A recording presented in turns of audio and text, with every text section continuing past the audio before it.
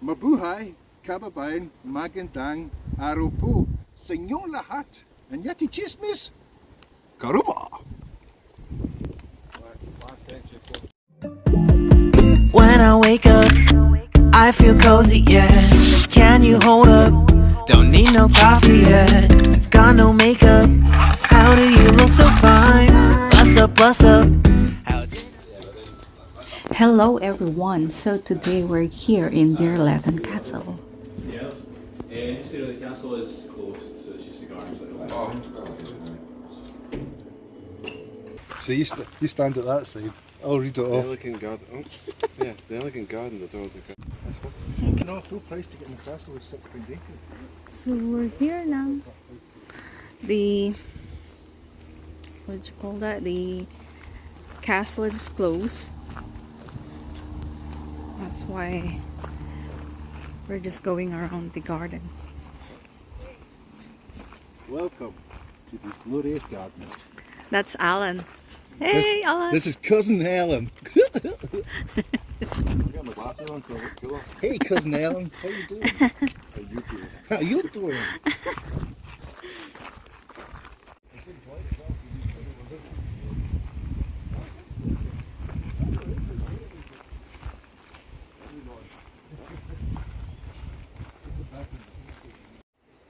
Oh, do you know what I've got? I actually fabulous app here on the phone. I'll do it now.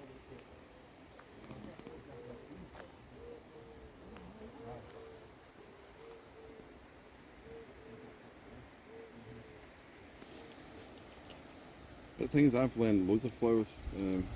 Picture this. Let's go picture this, right? So I go. Right, so I take that. Look at this. How about this? Oh, I love this flower. This is good fun. Let's paint it with fans. You've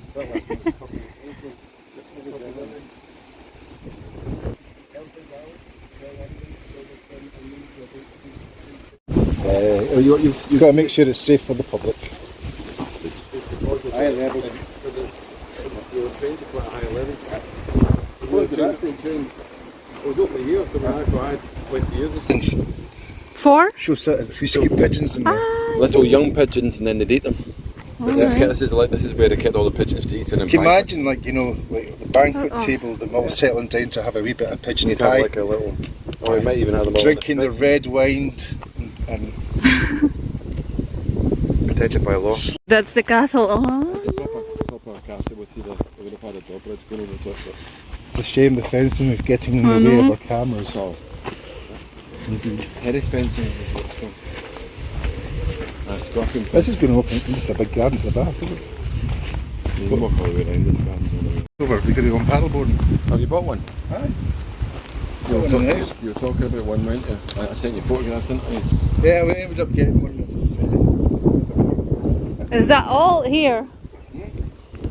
just keep walking around this way, there's gardens at the back here. This can't be just £3.50. This should be free because this is not. I know, like, this is how the historic Scotland make their money. You know what I mean? Well, let's say at Tintagel, they're saying the shop was open, the grounds in the Tintagel, there's fuck all around it. Right. Much like this.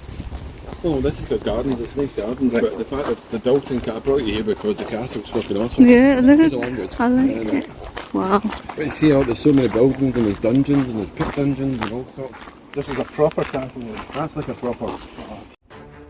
Dirleton Castle is a medieval fortress in the village of Dirleton, East Lothian, Scotland. It lies around 2 miles west of North Berwick and around 19 miles east of Edinburgh. The oldest parts of the castle date to the 13th century, and it was abandoned by the end of the 17th century.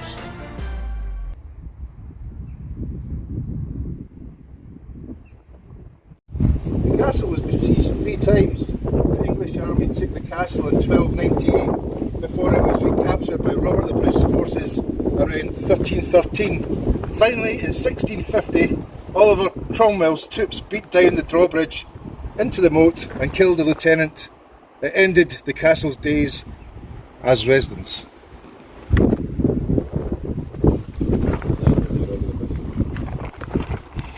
Part of the castle, the halls, chambers and passageways inside the towers date from the 1200s. In the hall, with its vaulted ceilings, deep window seats, grand fireplace, and the family could host the most important guests. The cellars.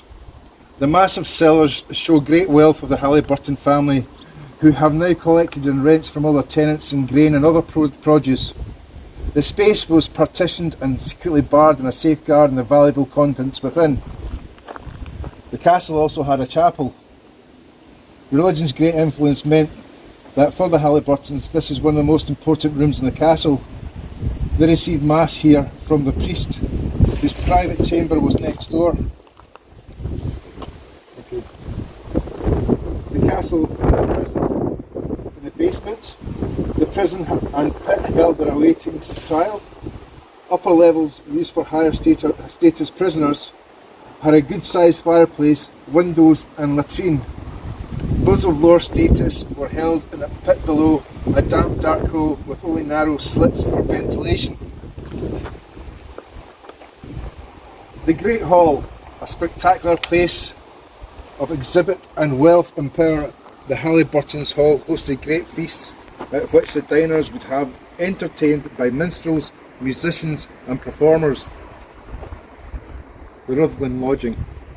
The range provided smaller rooms for more comfortable scale than earlier parts of the castle.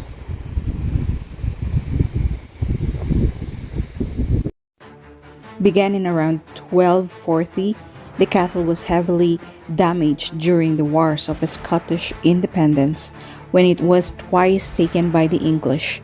In the 14th century, Dirleton was repaired by the Halliburton family, and it was acquired by the Ruthvens in 1505. The Ruthvens were involved in several plots against Mary, Queen of Scots, and King James VI, and eventually forfeited the castle in 1600. Dirleton ceased to be a residence, although Oliver Cromwell was forced to besiege the castle to flush out a band of moss troopers during the Third English Civil War in 1650. The damaged castle was then acquired by John Nisbet, Lord Dirleton, who decided to build a new country house on the nearby Arkerfield estate. The Nisbet family of Dirleton continued to maintain the castle's garden before handling Dirleton into state care in 1923. The ruins and the gardens are now maintained by Historic Environment Scotland. Dirleton Castle stands on a rocky outcrop at the heart of the rich agricultural lands of the Barony of Dirleton, and guards the coastal approach to Edinburgh from England via the port of North Berwick. The ruins comprise a 13th century keep and a 16th century house which the Ruthvens built adjacent. Only the basement levels survive for the 14th and 15th century additions built by the Halliburtons, although this comprise a large hall and tower house along the East Range. Other buildings within the country yard have been also demolished. Surrounding the castle are gardens, which may have been first laid out in the 16th century, although the present planting is largely of the 20th century. The garden walls enclose a 16th century ducat or pigeon house. The castle is set within extensive gardens bounded by a 19th century wall. The gardens were first laid out in the 16th century but have undergone many changes. A bowling green lies to the west of the castle, fringed by yew trees, which may once have formed a hedge around a park here in this area. West of the bowling green is a flower garden laid out in 1993 to an 18th century design and containing yew, cedar, monkey puzzle, and Lawson's cypress trees. To the north is the 1920s Arts and Crafts Garden, which is home to a 215-meter long, herbaceous border and is overlooked by a castellated 19th century gazebo or summer house. The border is recognized by the Guinness Book of Records as being the longest in the world. The rest of the gardens comprise lawns with numerous mature specimen trees including redwood, beech, and sycamore. So that's us for today, guys. See you again next time, and please don't forget to subscribe. Cheers!